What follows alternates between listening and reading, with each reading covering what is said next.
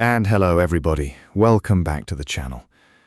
Guys, the British political establishment is living in a different reality. It's pretty damn clear to see.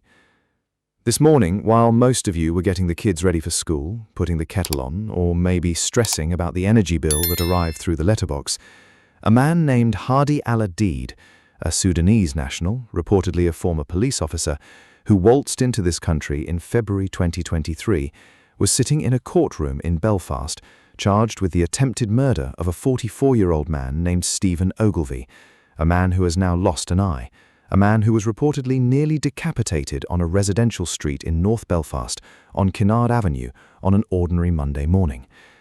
And here is the part that should make your blood run cold, because this isn't bad luck, this isn't a freak accident of bureaucracy, this is the predictable, documented, warmed-about consequence of a policy that was deliberately designed to wave people through the door with the bare minimum of scrutiny. They called it a streamlined asylum process. The people outside the Westminster bubble call it what it actually is, a muck heap of catastrophic negligence piled up behind a very expensive closed door, and Stephen Ogilvie walked too close to it. The question we are going to forensically dissect today is who built that muck heap, and why did they think that was acceptable? Let's go straight to the evidence, because we have names, we have dates, we have letters. This is not conspiracy theory. This is documented, on-the-record government policy.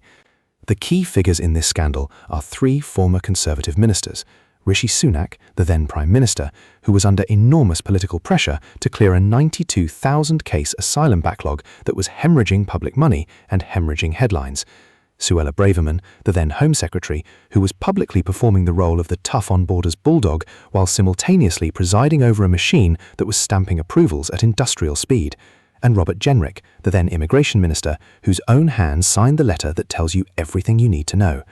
In an official government letter dated 17th April 2023, Jenrick wrote, "We are simplifying and modernising our system and allocating dedicated resources for specific nationalities." Now, let's decode that, because that sentence is doing an enormous amount of heavy lifting on behalf of a very uncomfortable truth. Simplifying and modernising the system, translation, removing the face-to-face interviews, replacing comprehensive security assessments with 10-page questionnaires, for nationalities including Sudanese, Afghan, Syrian, Eritrean, Libyan and Yemeni applicants, where grant rates were running at 95 to 99%, the system essentially became a conveyor belt. You applied, you ticked the boxes, you were in. The nickname that emerged, and that Migration Watch had already flagged as a dangerous folly back in February 2023, the very same month Hadi Al Adeed entered this country, was the Grant Factory, and it is a perfect name. Because a factory doesn't ask questions, a factory has throughput targets, a factory measures success by volume, not by quality control. So what did we actually get? We got a former Sudanese police officer from a nation currently engulfed in a civil war of extraordinary brutality, a man with no strong ties to Northern Ireland, no apparent deep roots in any British community, rubber-stamped through a system specifically designed to avoid looking too hard at the person in front of it. And 3 years later, Stephen Ogilvie lost his eye on a housing estate in Belfast. Type reality in the comments if you can see through this gaslighting, because what they said was efficiency. What they delivered was a loaded gun pointed at the British public. Now, I want you to step back with me, because if we only look at this as an isolated scandal involving 3 Tory ministers, we are looking at one rotten brick and missing the fact that the entire wall has been crumbling for 30 years. Cast your mind back to 1992, the Maastricht Treaty. That was the moment the British political class, across both main parties, with barely a whisper of public consent, began formally signing away the sovereign right of this nation to control its own borders, its own courts, and its own destiny. The European Convention on Human Rights, which predates Maastricht but became supercharged by Tony Blair's Human Rights Act of 1998, created a legal architecture that made it extraordinarily difficult to remove individuals from British soil once they had set foot on it. Blair's people didn't just embed this in law, they celebrated it. They called it progressive, they called it compassionate. What they actually built was a legal labyrinth that asylum lawyers, many of them funded by legal aid, which means funded by you, learned to navigate with breathtaking expertise. Every removal became a legal battle. Every deportation flight became a judicial review. The ECHR became the trump card that could be played at any stage of the process to hold any action the government attempted to take. And so by the time you reach 2023, you have a Conservative government, supposedly the party of borders, supposedly the party of national security, staring at a backlog of 92,000 cases. cases that had accumulated because the system had been deliberately made so legally complex, so bureaucratically gridlocked, that processing them properly was virtually impossible within any politically acceptable timeframe. The hotels were full, the headlines were brutal, the Rwanda scheme was being strangled in the courts before it could draw breath. And so what did they do? They did what every panicking politician does when they can't solve the underlying problem. They changed the measurement. They decided that if you can't process people properly, you simply process them faster. They declared certain nationalities, Sudanese, Afghan, Syrian, to be manifestly deserving of refugee status, which, given the genuine horrors of those civil conflicts, is an understandable starting point. But here is the catastrophic failure of logic. A country being at war does not mean that every individual who claims to be fleeing that war is who they say they are. A country being dangerous does not mean that every person who arrives from it shares British values or has the British public's best interests at heart. Former foreign police officers from authoritarian regimes with records of brutality, internal corruption, and state-sanctioned violence exist. They are real, and the Grant Factory's 10-page questionnaire was not designed to find them. It was designed to move the numbers.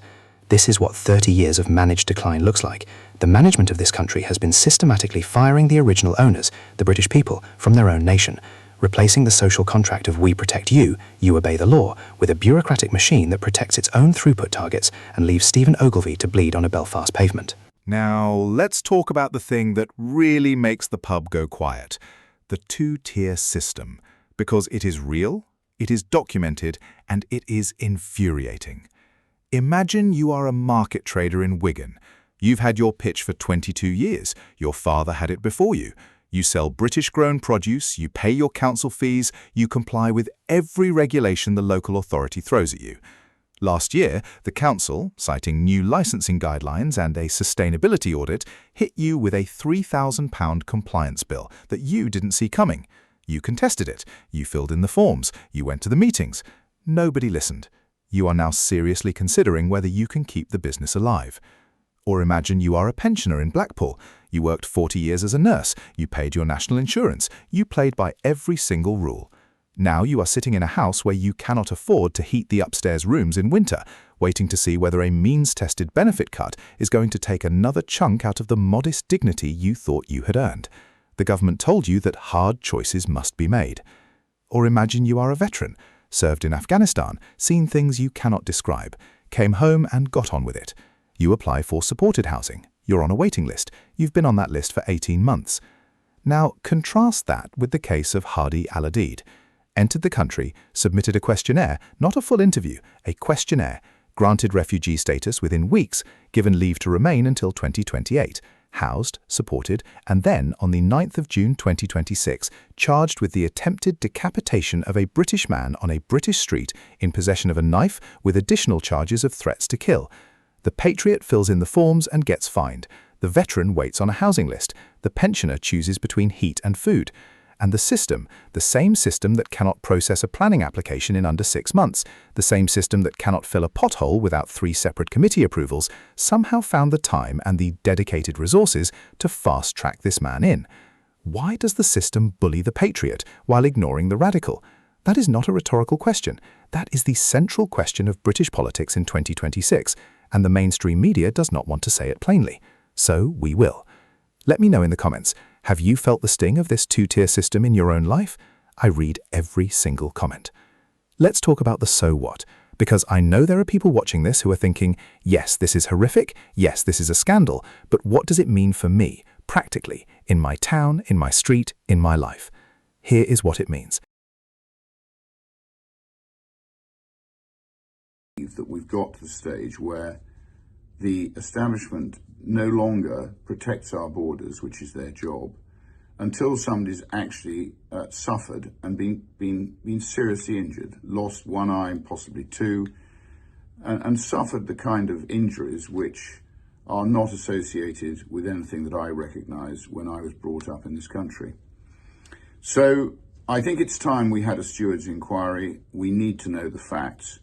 And we need to know that there is going to be urgent action, urgent decisive action from a civil service which, to my mind, is incapable of delivering anything. But it's now time that our borders are closed, that this untargeted, unaccountable immigration of illegal migrants who basically may or may not have our best interests at heart it stops. It has to stop until we can get control of the situation and restore some sort of logic to it. And I want you to really sit with this. The attack in Belfast did not happen in a vacuum. It happened on a housing estate, on a street where people live, where children play out, where a community has its rhythms and its routines. After the attack, there was public anger, real, raw, barely contained public fury, because people in that community, in that city, have been watching the streets change, watching the institutions fail, and being told simultaneously that their concerns are either irrelevant or, worse, bigoted. That is the gaslighting that is driving people in towns and cities across this country absolutely to the edge of their patience.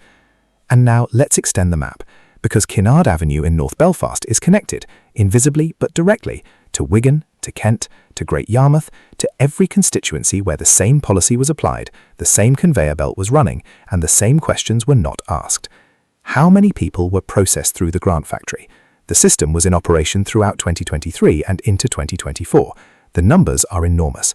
And the honest answer to how many of those individuals were properly vetted for national security risks, for prior criminal history in their country of origin, for any meaningful connection to the communities they were being placed in is, we do not know. The system was not designed to know. The system was designed to hit a target. What does this do to your high street? Think about it forensically. A community's sense of safety is economic infrastructure. When people do not feel safe, when parents in Great Yarmouth start keeping children indoors after dark, when elderly residents in certain parts of Kent start double-locking doors they used to leave open, that has a direct, measurable effect on footfall, on local business, on property values. The death of the British High Street is not solely an Amazon problem. It is a safety and community confidence problem. And a political class that has hollowed out that confidence over 30 years of managed decline has blood on its hands. Not metaphorical blood, but the very real blood of Stephen Ogilvie on a Belfast pavement. Now, consider your private pension. Consider your property. The fiscal cost of the asylum and immigration system is running into the billions annually. Legal aid for immigration cases, hotel accommodation, support payments, processing costs. That money comes from somewhere. It comes from the tax receipts generated by the very entrepreneurs, small business owners and working families who are simultaneously being suffocated by a tax burden that has reached its highest level since the Second World War.